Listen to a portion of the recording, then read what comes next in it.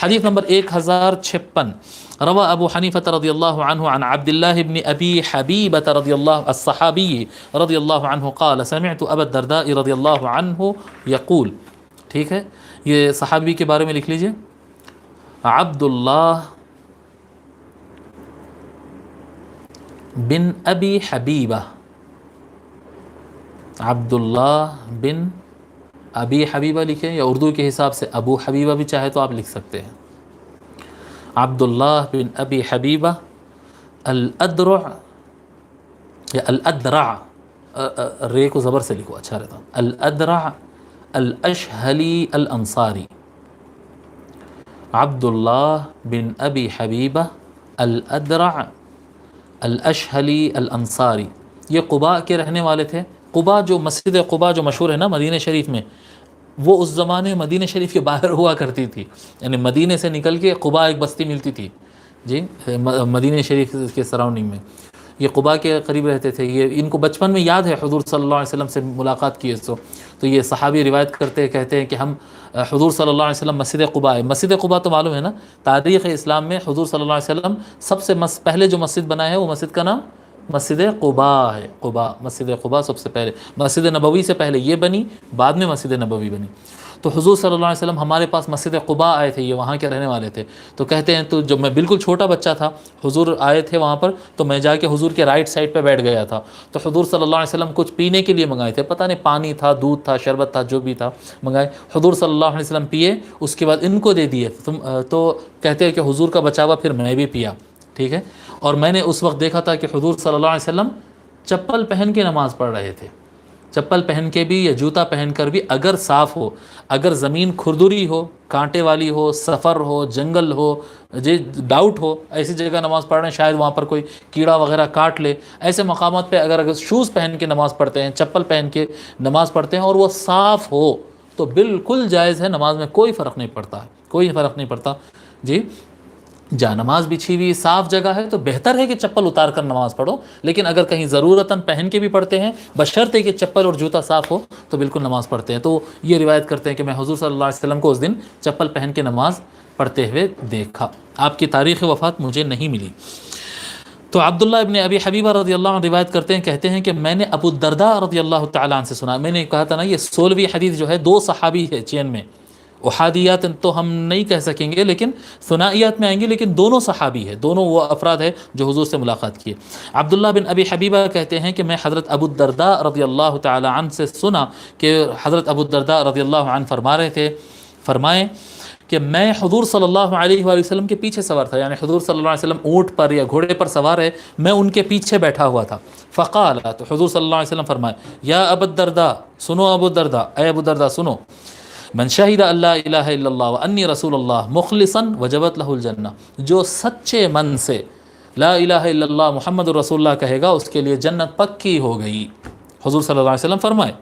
تو حضرت ابو الدرداء رضی اللہ عنہ پیچھے سے کہتے ہیں، وہ کہتے ہیں فقلت لہ، میں نے کہا، وَإِن زنا وَإِن سرق، اگر وہ زنا کرے یا چوری کرے تو بھی کیا جی، یعنی یہ تو بڑے گناہ ہے نا، یہ گناہوں سے تو جہنم میں جانا چاہیے جی. وَإِن زنا وَإِن سرق، یا رسول اللہ اگرچہ وہ یعنی زنا کرے یا چوری کرے، فسار ساعتا، تو کچھ دیر حضور صلی اللہ علیہ وسلم پھر اپنی سواری کو چلاتے رہے اور چلتے رہے. ثم عاد لکلامی، پھر گفتگو شروع کیے حضور صلی اللہ علیہ وسلم اور فرمائے، سیم بات دہرائے کہ جو کوئی سچے من سے لا الہ الا اللہ محمد رسول اللہ کہے اس کے لیے جنت کمپلسری ہے.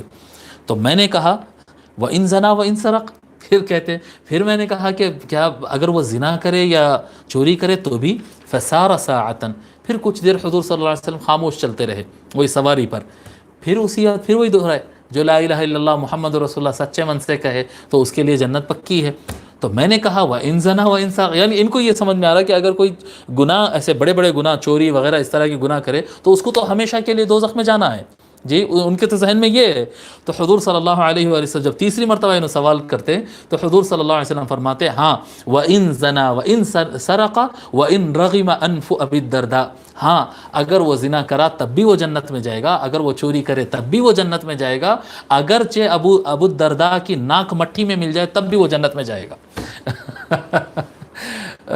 اللہ اکبر.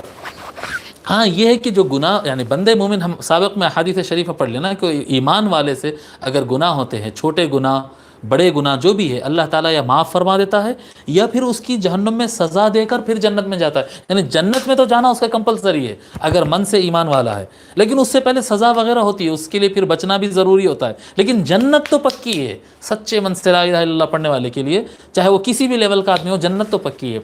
فکان ابو الدرداء، اب راوی سناتے ہیں کون ہیں؟ حضرت عبداللہ ابن ابی حبیبہ کہتے ہیں تو اس کے بعد ہم نے دیکھا کہ حضرت ابو الدرداء رضی اللہ تعالی عنہ جب جمعہ کے دن یہ خطاب فرماتے تھے، شاید جمعہ پڑھاتے تھے، شاید یحدث بها عند كل جمعة عند منبر رسول اللہ صلی اللہ علیہ وسلم، ہم نے دیکھا کہ حضرت ابو الدرداء رضی اللہ تعالی عنہ ہر جمعہ کو حضور کے منبر کے قریب کھڑے ہو کر یہ سناتے تھے، یہ حدیث شریف خود ابو الدرداء خود کھڑے ہو کر یہ حدیث شریف سناتے اور آخری میں کہتے جی اپنی ناک پہ انگلی رکھ کر کہتے ہیں وَإِن زَنَا وَإِن سَرَقَ، لا الہ الا اللہ محمد رسول اللہ کہنے والا یقیناً لازمی طور پہ جنت میں جائے گا، اگرچہ وہ زنا کرے، اگرچہ وہ چوری کرے، اگرچہ میری ابو الدرداء کی یہ ناک مٹھی میں مل جائے تو بھی وہ جنت میں جائے گا.